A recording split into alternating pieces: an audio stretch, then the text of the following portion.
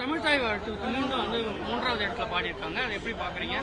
ஏற்கனவே முதல் முறையே நீங்க அப்ஜெக்ஷன் பண்ணீங்க. அதாவது இந்த ஆண்டு பிப்ரவரி மாதம் மத்திய அரசாங்கம் குடியரசுத் தலைவர், குடியரசு துணைத் தலைவர், ஆளுநர் இவர்கள் பங்கேற்கக்கூடிய அரசு நிகழ்ச்சிகளில் வந்தே மாதரம் முதலில் பாடப்பட வேண்டும் என்கிற உத்தரவை மத்திய அரசாங்கம் வெளியிட்டிருக்கிறது. இருந்தாலும் தமிழ்நாட்டில் இந்த வரிசை மாற்றப்பட வேண்டும் என்கிற கோரிக்கையை எங்களை போன்றவர்கள் நாங்கள் ஏற்கனவே எழுப்பியிருக்கிறோம். நாங்கள் முதலமைச்சரிடத்தில் இது சம்பந்தமாக கேட்டோம்.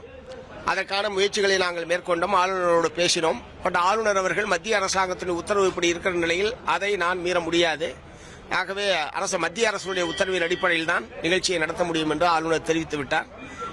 நாங்கள் முயற்சி எடுத்தோம் என்பதை முதலமைச்சர் அவர்கள் எங்களோடு பகிர்ந்து கொண்டார். விளக்கம் சொல்லிட்டேன் நான். மத்திய அரசாங்கத்தினுடைய உத்தரவை மத்திய அரசாங்கத்தினுடைய பிரதிநிதி என்கிற முறையில் ஆளுநர் அதைத்தான் பின்பற்ற முடியும் என்று சொல்லிவிட்டார். ஆகவே ஆளுநர் பங்கேற்காத அல்லது குடியரசுத் தலைவர், குடியரசு துணைத் தலைவர் பங்கேற்காத தமிழ்நாடு அரசுடைய நிகழ்ச்சிகளில் நிச்சயமாக இந்த முறை பின்பற்றப்படாது என்பதை தெரிவித்திருக்கிறார்.